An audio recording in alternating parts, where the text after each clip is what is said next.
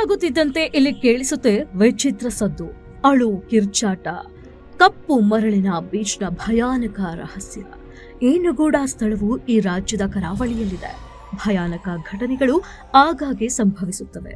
ಇಲ್ಲಿಗೆ ಹೋಗುವ ಮೊದಲು 2 ಬಾರಿ ಯೋಚಿಸಿ, ಯಾಕೆಂದ್ರೆ ಈ ಸ್ಥಳಗಳನ್ನ ದೆವ್ವದ ಸ್ಥಳಗಳೆಂದು ಪರಿಗಣಿಸಲಾಗುತ್ತದೆ. ಗುಜರಾತ್ನ ಡಮಾಸ್ ಬೀಚ್ ಬಗ್ಗೆ ಯಾರಿಗೆ ಗೊತ್ತಿಲ್ಲ ಹೇಳಿ? ಇದು ಅರೇಬಿಯನ್ ಸಮುದ್ರದ ತೀರದಲ್ಲಿದೆ. ಇಲ್ಲಿನ ಕಪ್ಪು ಮರಳಿನ ರಹಸ್ಯ ಮತ್ತು ಪ್ರೇತ ಕಥೆಗಳು ನಗರದಾದ್ಯಂತ ಪ್ರಸಿದ್ಧವಾಗಿವೆ. ಕಡಲ ತೀರದಲ್ಲಿ ಹಿಂದೂ ಸ್ಮಶಾನವಿತ್ತು ಎಂದು ನಂಬಲಾಗಿದೆ. ಅಲ್ಲಿ ಪ್ರೇತಾತ್ಮಗಳು ಅಲಿದಾಡುತ್ತಲೇ ಇರುತ್ತವೆ.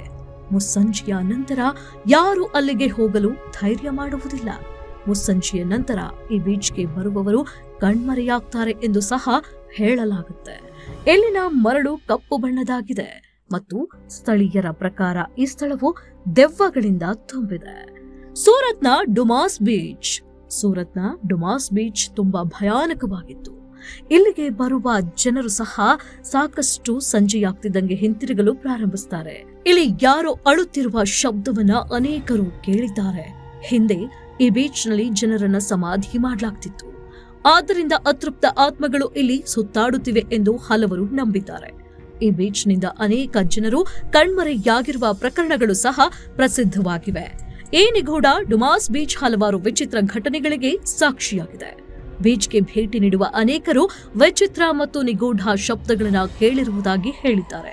ಸಂಜೆ ಕತ್ತಲಾದ ನಂತರವೇ ಬೀಚ್ನಲ್ಲಿ ಕಿರುಚಾಟ ಕೇಳಿಸುತ್ತದೆ ಎಂದು ಹೇಳಲಾಗುತ್ತದೆ. ದೂರದಿಂದ ಕಿರುಚಾಟ ಕೇಳಿ ಬರುತ್ತದೆ ಎಂದು ಹೇಳಲಾಗುತ್ತದೆ. ಸ್ಥಳೀಯರ ಪ್ರಕಾರ ಸಂಜೆಯ ನಂತರ ಈ ಬೀಚ್ಗೆ ಬರುವವರು ಎಂದಿಗೂ ಹಿಂತಿರುಗುವುದಿಲ್ಲ. ಮರಳು ಕಪ್ಪು ಬಣ್ಣ. ಶತಮಾನಗಳಿಂದ ಇಲ್ಲಿ ಆತ್ಮಗಳು ನೆಲೆಗೊಂಡಿವೆ ಎಂದು ಸ್ಥಳೀಯರು ನಂಬುತ್ತಾರೆ. ಇದರಿಂದಾಗಿ ಇಲ್ಲಿನ ಮರಳು ಕಪ್ಪು ಬಣ್ಣಕ್ಕೆ ತಿರುಗಿದೆ. ಈ ಕಡಲ ತೀರದಲ್ಲಿ ಮೃತದೇಹಗಳನ್ನು ಸಹ ದಹನ ಮಾಡಲಾಗುತ್ತದೆ. ಮೋಕ್ಷ ಸಿಗದ ಅಥವಾ ಅಕಾಲಿಕವಾಗಿ ಸಾಯುವ ಜನರ ಆತ್ಮಗಳು ಈ ಕಡಲ ತೀರದಲ್ಲಿ ಸಂಚರಿಸುತ್ತವೆ ಎಂದು ಜನರು ನಂಬುತ್ತಾರೆ. ರಾತ್ರಿಯಲ್ಲಿ ಈ ಬೀಚ್ ಬಳಿ ಯಾರೂ ಸಹ ಕಾಣುವುದಿಲ್ಲ.